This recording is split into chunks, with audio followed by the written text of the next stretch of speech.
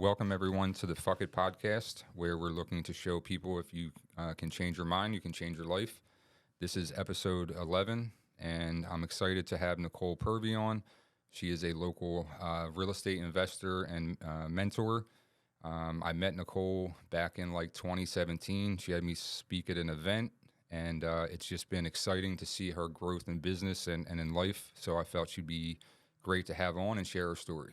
So, Nicole, thank you for hopping on. Thank you for having me. Please tell the audience a little bit more about yourself. So I am a real estate investor. I'm a mom.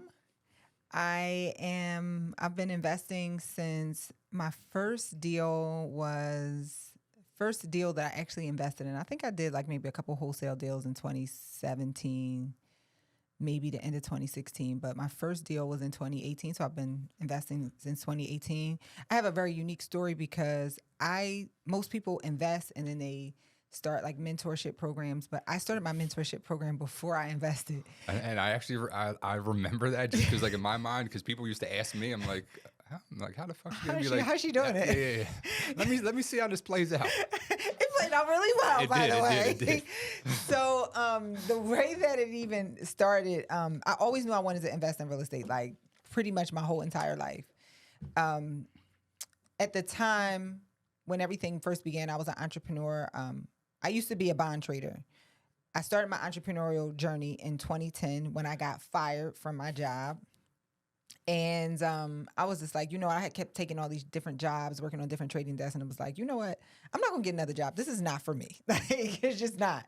So I became an entrepreneur. I had my first job. My first business. I had an online boutique. This is before everybody was doing it. And out of necessity, I taught myself web design.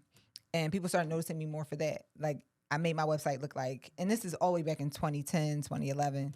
So it looked like big company was designing my website. I'm like, nah, that's me with all the time in the world and, just Googling everything. And so people started hiring me to do their websites. So I actually built a digital marketing agency. I had a staff. We had Fortune 500 clients. And I was like, okay, my business is doing good. I know I want to invest in real estate. I'm going to invest in real estate.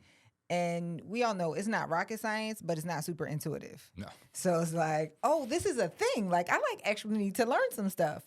So I was, at the time, because we had a digital marketing agency, in order to get more clients, we were offering small classes to new entrepreneurs, because who's the best client for a new website or a new logo or something like that, or digital marketing?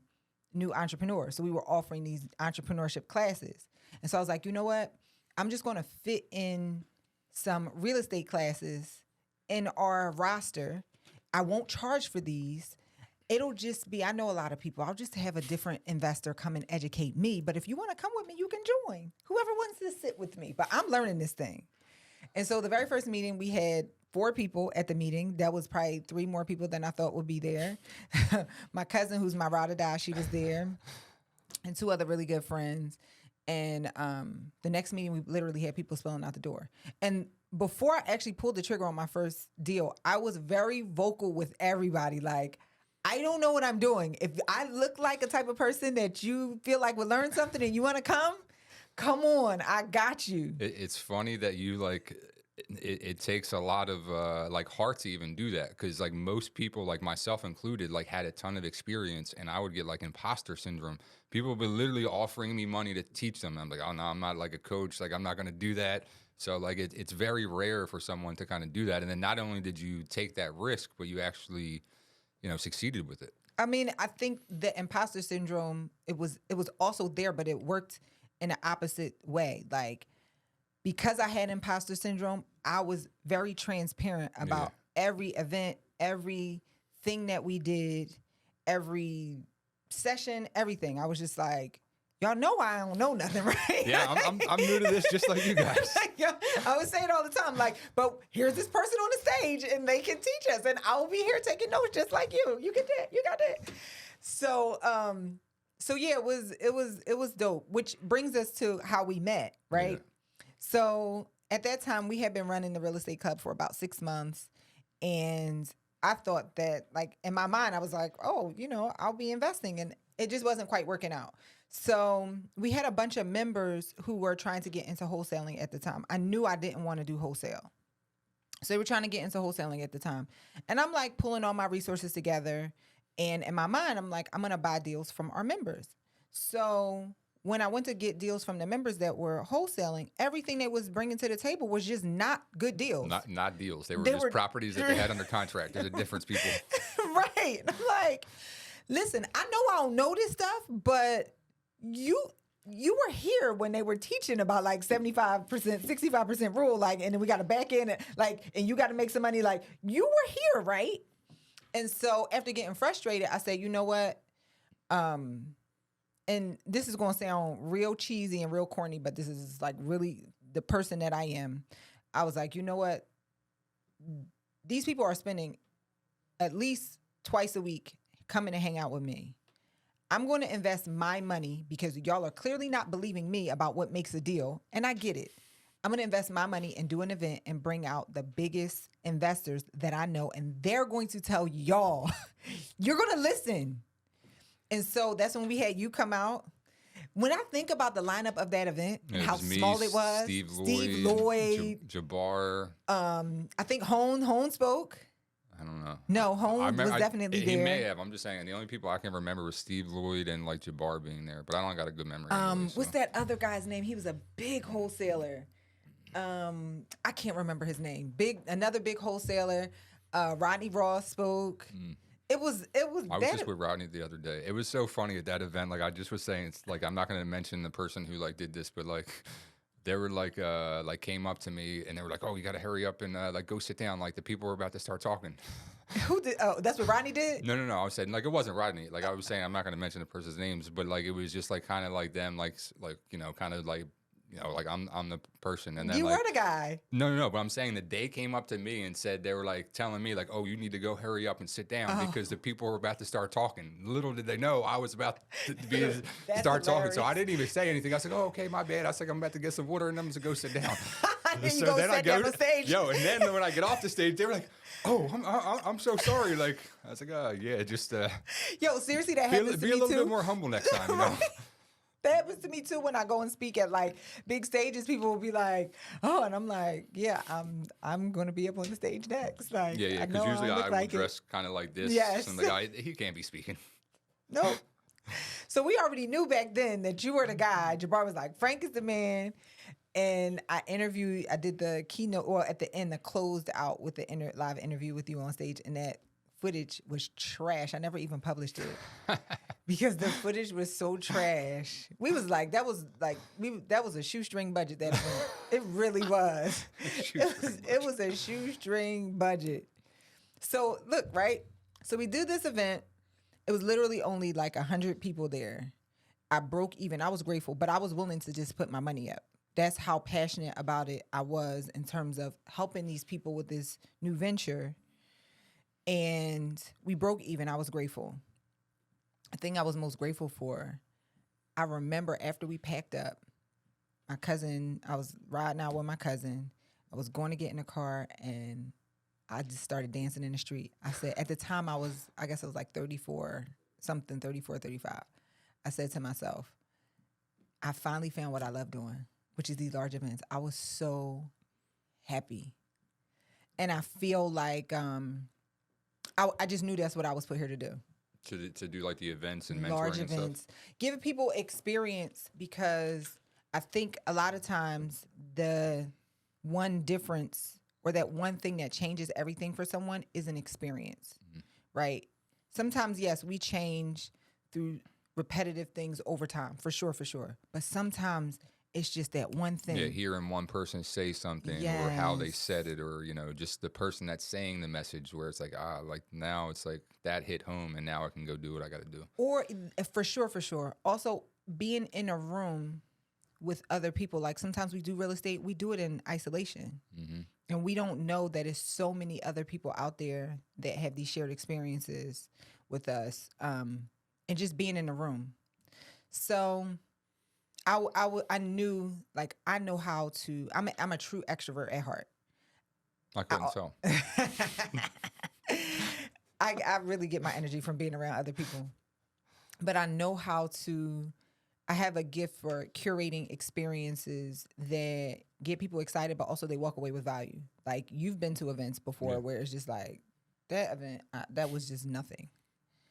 And I take it very, very seriously. Like I don't do events just to do events. I do events to solve a problem. Like that event is solved a problem. That's why I did that event. And so ever since then, we just been, the league grew. I think I ended up doing my first deal maybe about a year after that. So real quick anecdotal story. A little bit after that, I was still running my digital marketing agency and then running the league, and I was getting really tired. I was like, this is just too much branding and marketing. Like I'm sending my messaging is all over the place. And I was like, I'm quitting because I hadn't done a deal. So I said, let me bring like the 4 people who like ride out with us and then sit down. We're going to have a conversation. We're going to have a vote. So it was Jabbar, my cousin, a guy named Sean, and who was the other person? I guess I was the 4th person. I know my cousin's son was there as well. So I was like, I knew how I was trying to steer the conversation. So I said, we got a couple options. We can shut this down because I'm tired. Or we can rebrand, focus on it, and just rock out. And I really was trying to have to steer them towards the let's quit conversation. And they was like, no, we're just going to rebrand. Y'all sure? Y'all going to have to like pull, like y'all going to have to help me. So you're saying you're lucky that you didn't get what you wanted. Yeah, I was very blessed. I'm not going to lie because what web designers you know today make money? Shopify then came along and like you could get a website in 2 clicks. Now that ChatGPT is out, they got AI making websites. And just and this literally comes up. I want to say like every interview I have done, but like to me, the one of the biggest keys to succeeding is literally just not quitting. Like too often, you know, whether you have unrealistic expectations, just something isn't going your way, like people quit. Like when I started in wholesaling, it took me 18 months to get to a point where I was closing deals on a regular basis. And those 18 months, I like literally talked to hundreds of people, and they said that they were going to fucking kill it and make multiple 6 figures and everything. I think that there's 2 people that I talked to that like at that when I got started, like are still actually like in business. So like the difference between me and those other people, there was no fucking doubt in my mind that I was going to succeed. Like I was going to succeed or die. Like there was like no quit at all. So like quitting, like everyone feels that way like along the journey, but the key is just to actually not do it. Right. And hopefully surround yourself with some people that don't let you quit. Right. Exactly. So wait a minute. We're going to come back to this 18 months thing because I'm actually going to start wholesaling. I'll tell you why in a little bit. You might want to start wholesaling on steroids instead of just them houses. Well, you got to give me some game. I actually just hired a coach. And for wholesaling? Yeah. Who? Dom Summers? Yeah. What? You had a very blank look. No, I know Dom. Okay. We've communicated quite a bit. He's actually been in the game for quite a while. I know. Then also, I was actually going to pitch him my course. Really? You have a course?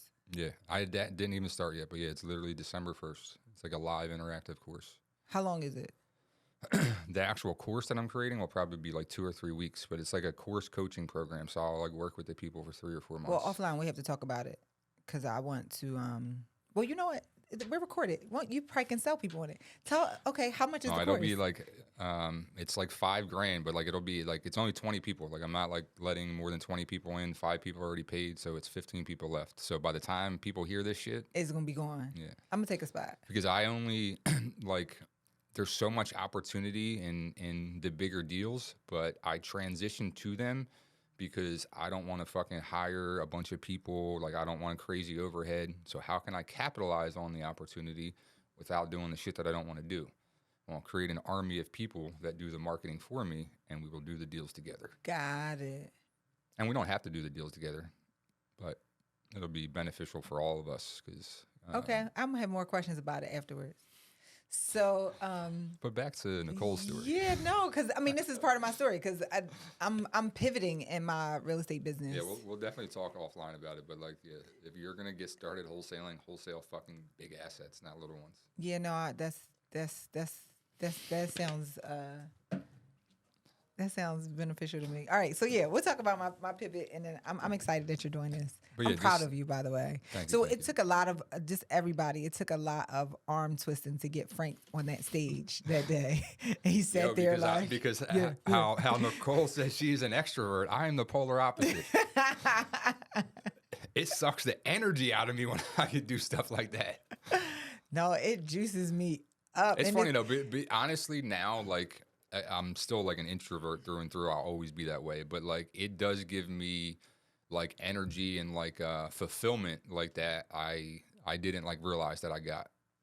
But I still get like nervous if I go on stage and shit. I don't ever think the nerves will like completely go away. If you do it a lot, they would. I don't know. I don't get nervous at all. I can tell like you don't. I don't take it for granted. I still, if I get on a big stage, I still say a prayer because you want to optimize. You want to make sure you give everybody value, and you can say the wrong. I say the wrong thing in regular everyday conversations all the time. You don't want to say the wrong thing on stage, you know. Yeah. So I respect the stage. So talk about more of the event though. Like you said that had like such a big impact, and it kind of showed you your why like within business. So talk about like how you have kind of grown that and where that's at now. So so a little bit after that, when I wanted to quit, around that, having that same conversation, I think probably after they voted me down about quitting, I prayed and I asked God. I was like, God, I want to quit. And I also really started feeling imposter syndrome because I still hadn't done a deal yet.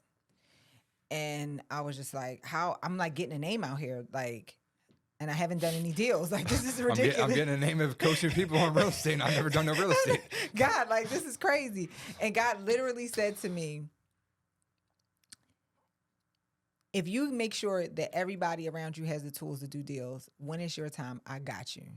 And that's really what happened. Literally, probably a short time after that, my first partner wrote a blank check for us to deposit. They asked me no questions, nothing.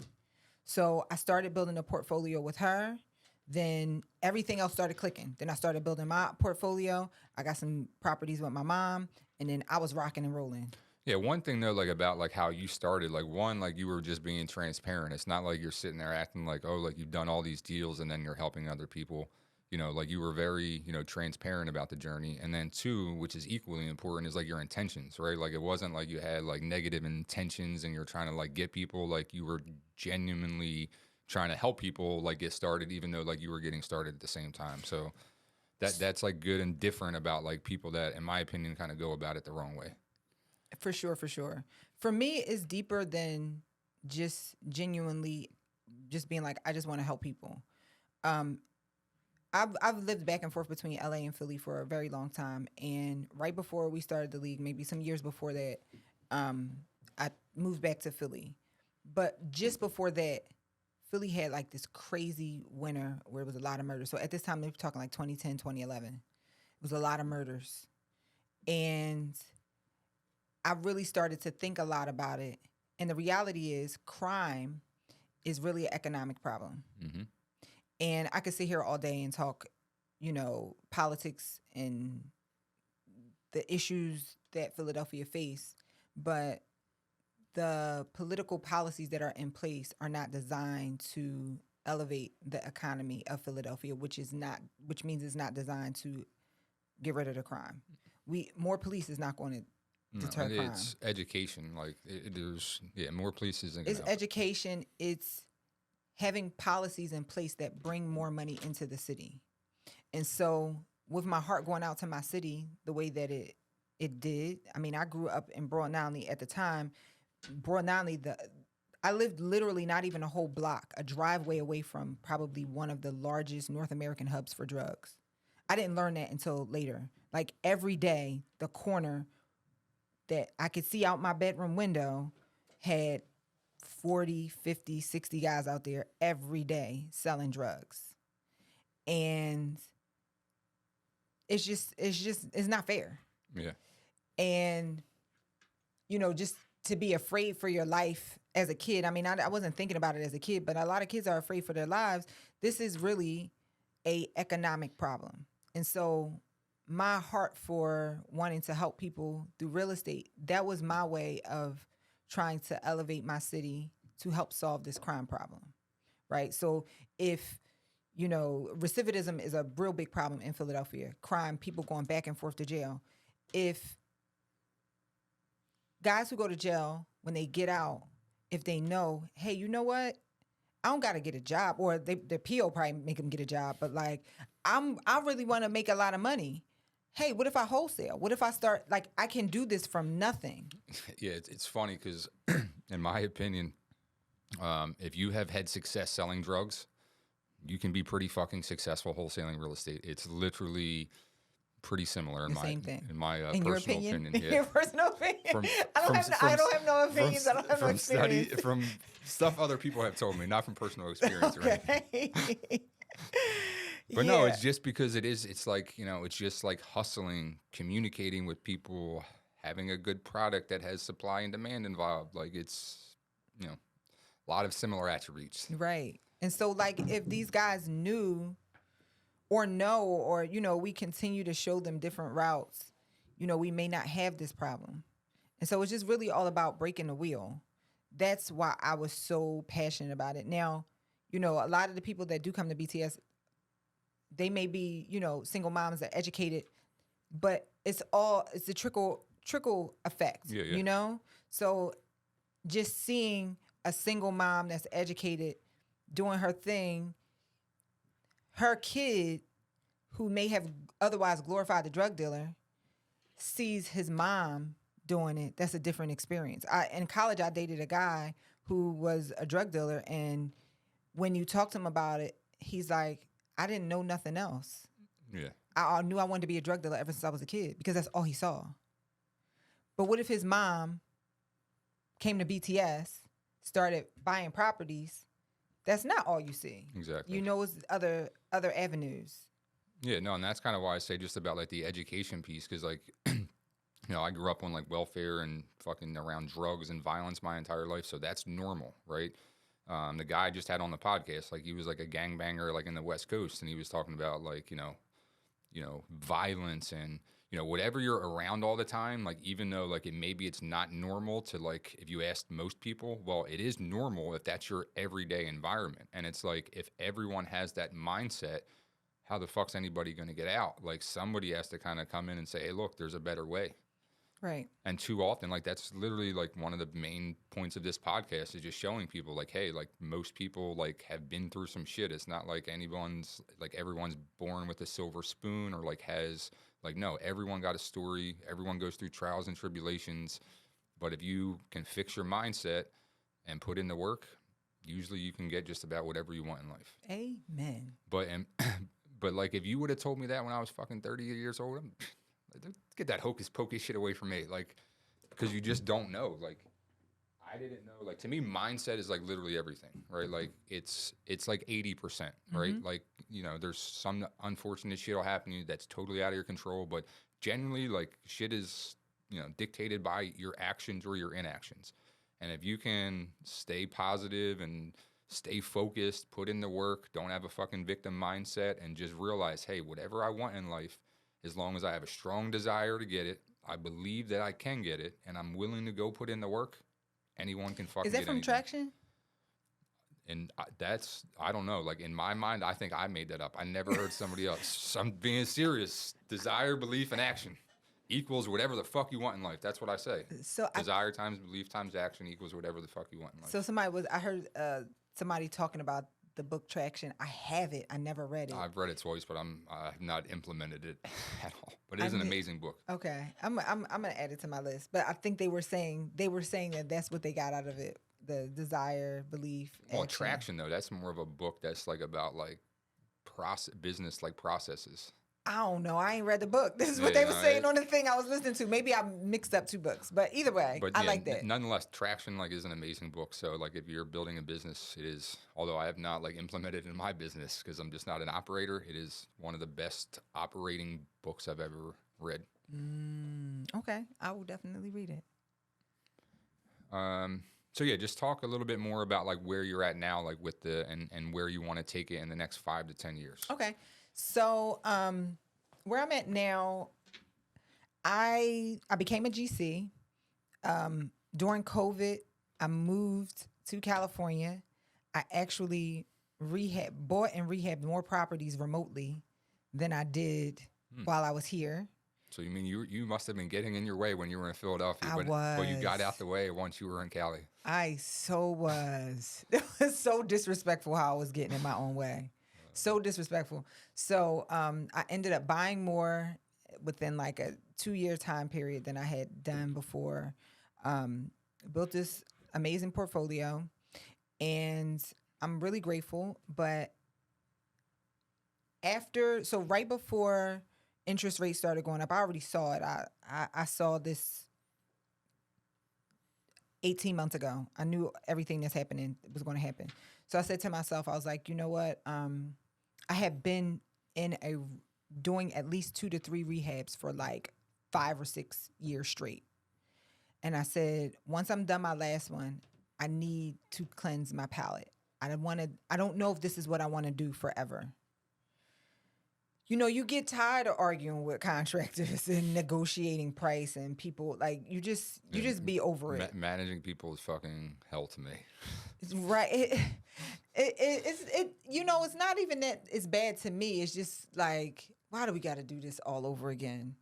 And then also too, like, I felt like I was on a treadmill. Yeah, hamster wheel, because I was always in a project. And it was just no end in sight. So I said, I just need to feel like I have an end in sight. I want to cleanse my palate and like, is this what I really want to continue to do? So I refied out of my last rehab in June. And I was like, I don't know what I want to do. The world is mine. I just knew I wanted to take some time. And so I thought about it and thought about it and thought about it. And I decided, so I have some friends who do really big deals like 50-unit ground up construction. And so I basically narrowed down that that's what I want to do. I want to do 50-unit or more ground up construction. And so I had to ask myself, okay, if this is what you want to do, I'm sitting on all this equity that I've created. Am I having fun managing these tenants? Is it fun? I don't know if anyone would define managing tenants as fun, but not a sane person anyways. Is it fun? And so I decided that it took a long time for me to make this decision. I decided that I am going to sell my portfolio for the liquidity and focus on that. I don't want to say focus because it's really a 2-part. Focus on just really educating myself and also putting in the work to do these larger deals. But also, wholesaling is something I never took seriously. And right now, with the way that there is going to be a wealth transfer. Yeah, we got to talk about like the whole ground up 50-unit shit because trust me. Yeah, we'll you talk. Be stressed about that? That be stressing you out too? No, fuck no. I ain't getting involved in that stuff. I'm finding deals and raising capital. I'm never gonna. That's all I'm gonna do for the rest of my life to make money. Find deals and find money. Why don't you want to? Because I don't want to manage people. It's like I don't have a problem with managing people. I do. You're an introvert. And I'm just saying, there's definitely can make money developing 50 units, but do you know how long that is going to take? I'm cool with that. You can buy like a 100,000 square foot storage facility that's performing day one. I'm not opposed to that. Like if I get money in, if I got everything lined up and I'm locked and ready to go, and you like, here's the pro forma on a 100-unit storage facility, and then here's the pro forma on we'll talk something about over there. We'll talk about some industrial real estate after, because it's a much better asset class in my opinion. You know what? I'm grateful because this is why I took the time, because I didn't want to commit myself, but I do know that I want to do larger stuff. Like the smaller stuff is just training ground. Like it was fun. It's the same. I had a grand time. It's very similar, but it's like now you can do way less volume and make significantly more money. That's what I like. Me too. allows me to do this podcast. Exactly. That's what I like. So, so I'm really excited about this pivot, mainly because a lot of times just in life, life happens to us. Like you ask people about their job, they don't even know how they got into the work that they do. They're like, I wanted to be a teacher, but I'm a phlebotomist. How did this happen? See what had happened was. Right. And so I was just like really intentional. I know that I've been this way for a very long time. I've been an entrepreneur since 2010. I literally never dusted off my resume from when I got fired.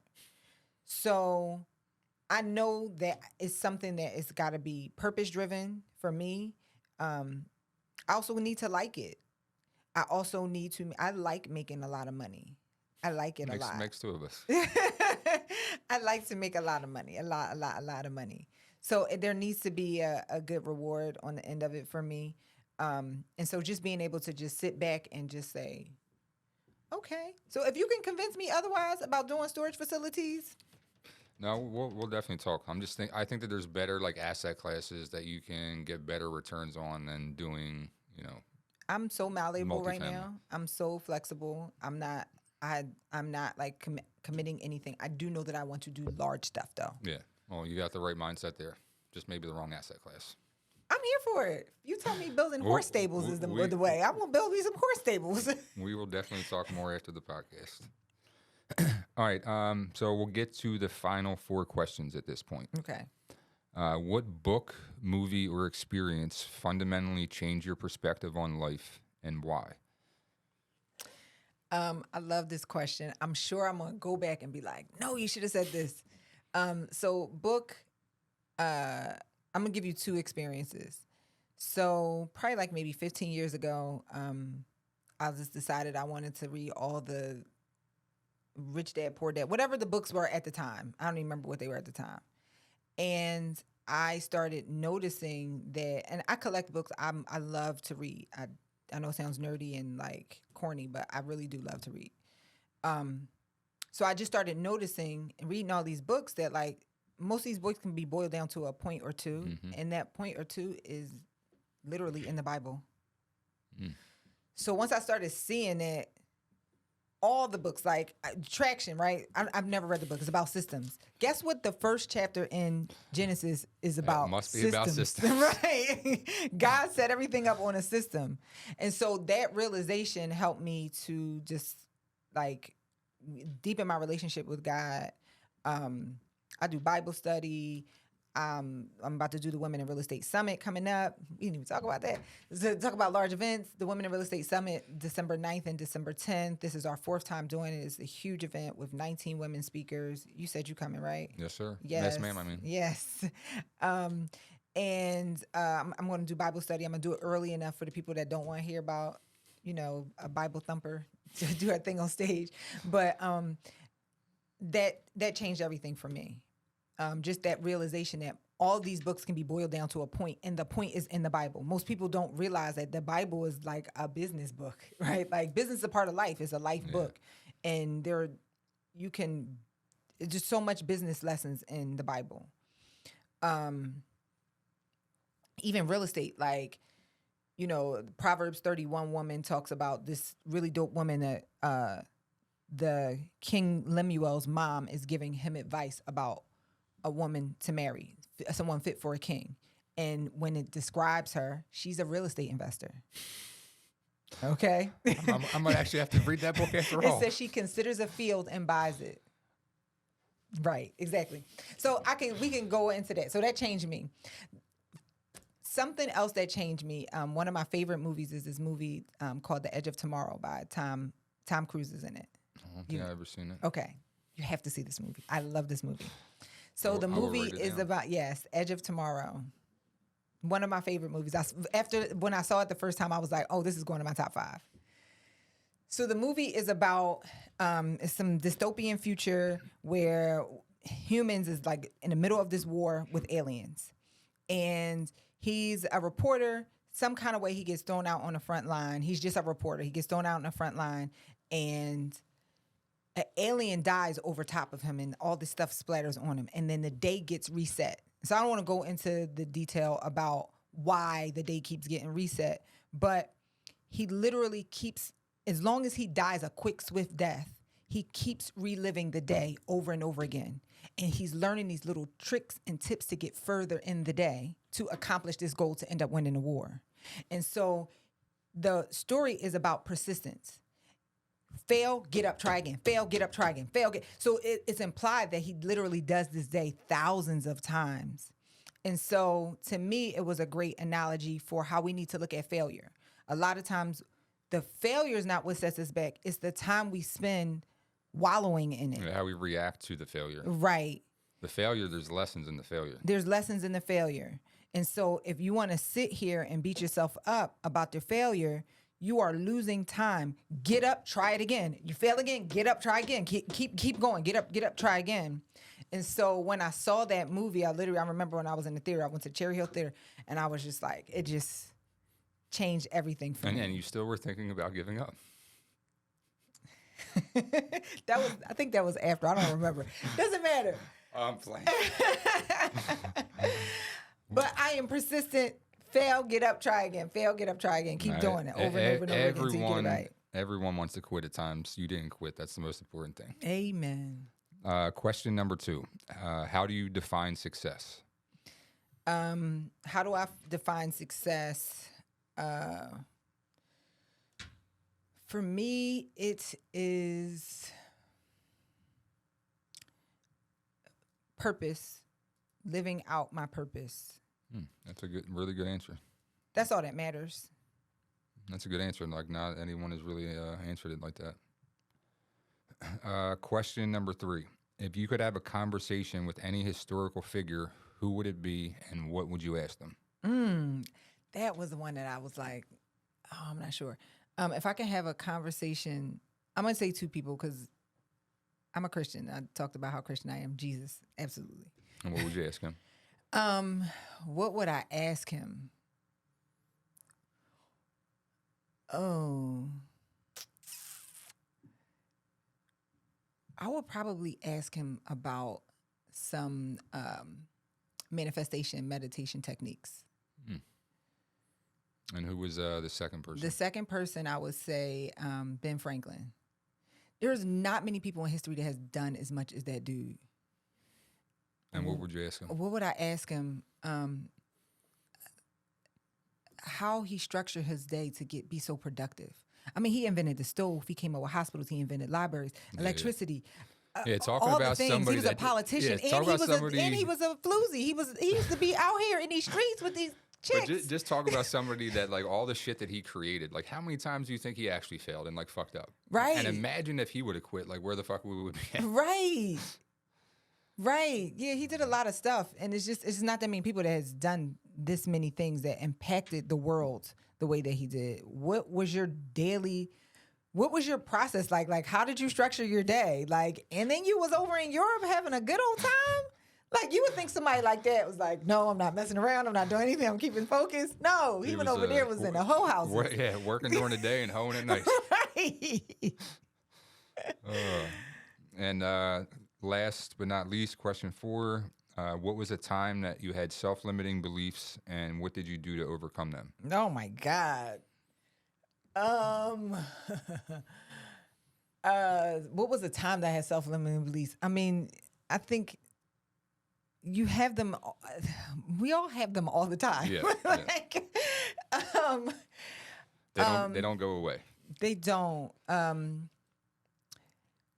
time that I had self-limiting beliefs was, I mean, probably before I did my first deal. And even before me making this decision to start doing larger deals. Like, I try not to look back and have regrets because everything happens for a purpose, right? But, like, I'm a little bit mad that I didn't do this sooner. Like, a lot sooner. Just make this decision to do it. Because the reason that you don't do it is because you have these limiting beliefs about, like, what you can do, what God will bless you to do. Like, oh, no, God will only bless me over here. This is the type of thing that I think in my head. So let me just stay in my lane over here. And the best way to overcome it, I would say, is a process of meditation, right? Like being able to separate yourself as the observer, right? Because a lot of times we have these subconscious thoughts, like we go on autopilot and we have these thoughts. Until you can separate yourself from your environment, your roles, your thoughts. You are not your thoughts. You are just the observer. Then you can be a little bit more aware of the things you are thinking and why you're thinking them. So like, hey, sometimes you might have a subconscious thought of like, oh, this is how far I can go. You don't even know you're having that thought until you can observe the thought. Then you can say, why am I feeling this way? What am I believing that's not true? Once you can identify what you're believing that's not true, then you can combat it. You know, I had this thought that, hey, this is the only place that I'm going to be blessed doing these 1 to 4 units. And then I realized like that I am not that thought. Yeah. It's only true So if you now I need to believe it start, to be true. right. So I need to start pouring different stuff into my psyche, having different beliefs about what I can do. Also, I got a bunch of scripture that I just recite to myself. You know, I can do all things through Christ who strengthens me. I got a bunch of scripture that I just recite to myself about, you know, who I am and what I can do. And so those are the things that how I overcome limiting beliefs. Yeah, it's funny with the with the self-limiting beliefs, like, you know, just because I'm talking to people now about the course I'm doing and shit, and people will, like, literally people that have done hundreds of deals, and they'll kind of be like, oh, like, it's going to be so different, all this. I'm like, listen, like, you going from 0 deals to 1 was way fucking harder than you have now closed hundreds of deals, and now you're just marketing to a different asset. Like, that's it, you know? But it's funny because it's like, even like myself, like when I was making the transition, I'm like, oh, this shit is going to be, and mind you, I've done well over 600 deals. I'm like, oh, these people are going to like, they're going to be so much more sophisticated. And like, what if I can't find a buyer? And it's just like all these negative thoughts come in your mind. And for me, I always just like say, like, stop being a little bitch and go do what you're supposed to do. Right. And that generally works for me. You know, the other thing I do this practice. I think more people should try it. A lot of times we anchor we anchor identity on these bad things that happen to us. Sometimes you need to intentionally anchor your identity on something really good that you did. So I'll give you an example. When I was in high school, I was always a math nerd. Like, math came so easy to me. And I went to Central, and in 10th grade, they allowed, if you thought you might want to take calculus as a 12th grader, then you did something was called double up in math. Instead of an elective, you took, as a 10th grade, you took the 10th grade math and then your 11th grade math so you could be ahead so you can get to calculus. So I was like, I'm going to do this. Math is easy to me. It's nothing. Can do it in my sleep. So my 10th grade math, I was fine. The 11th grade math, which was algebra 2, that was my first time ever that I actually had to practice and do the homework. And I did not practice and do the homework. So the first marking period, I got an F, which was devastating. I never got an F and why was I surprised? Because I failed every test, but I just magically thought like, Yeah, I'm Nicole. They're going to give you an A even though I failed everything. What do you mean? I look at like my first grades. So I got an F, and then the teacher, she gave us like a syllabus and like laid everything out. And I then went and I calculated. I said, based on this syllabus, if I get 100 on every single solitary test and she had like maybe some extra credit opportunities. If I do that, then I can pull this up to a B. Guess what I did? Got a B. I pulled up I got 100 on every single solitary test, right? I had to do a lot of homework, practice, go above and beyond practice. And so when the test came, I'm good. She was so impressed that grade was like an 89. She was like, I'm giving you an A. I've never seen anybody do this before. And so for me, that is an anchor moment that I have forced myself to define in my identity, right? So anytime I'm faced with something that it looks like it may not work out for me or whatever, that's a part of my identity. I'm still the same 15-year-old girl that can pull. If I could pull that off, Yeah, you can do anything. then I can do anything. That is honestly like a great like kind of like mindset to have, to kind of go back to something like that when you are struggling and saying, shit, like this was a huge struggle at the time, but like I did it, and kind of have that I as can a do baseline. anything. Yeah, no, that's good. So yeah, I think that people should just be intentional about identifying these moments when they win and using that to craft their self-identity. No, that's a great advice. Great advice. Well, that wraps up episode 11 of the Fuck It podcast. Nicole, I greatly appreciate you joining me. Let the audience know where they can hit you up at and contact you, and like what you can help the audience with. So the only place I will exist is December 9th and December 10th at the Women in Real Estate Summit. I will not exist anywhere else. You cannot find me anywhere else. No, I'm joking. But yes, December 9th and December 10th at the Women in Real Estate Summit at the Sarah Center. This event is going to be like no other event that you have ever experienced before, wherever the cameras are. You need to be there, and men are allowed. Frank said he's coming. We always get a good amount of men in the room. I'm single now, so that's why I'm going to go. Ah. I was going to go anyway. I will say the women do come out. They come out fly and fresh. I guess they feel like, I try to be a little fashionista online. They like, Nicole will be dressed. I will be dressed. They're going to be mad I show up this year in sweats. But yes, men are more than welcome to come. But the women, we're flying women all over the country, and it's going to be amazing. If you want to learn more about that, you can get a discount. Go to wiresummitdiscount.com to get the discount code, and then go ahead and get your tickets before they are all gone. But you can find me at Nicole Purvy, NicolePurvy on Instagram. I got tons of videos. Y'all are on YouTube right now. I got tons of videos on YouTube. Better Than Success. We got like almost 500 videos about real estate on YouTube. And go ahead and check us out over there. All right, well, thanks again, Nicole, for hopping on. That concludes episode 11 of the Fuck It podcast. I would greatly appreciate any comments, shares, likes, and feedback. And if there's any questions, you can certainly add them to the comments. Amen. Subscribe to this podcast. Subscribe to this channel. All right, thank you.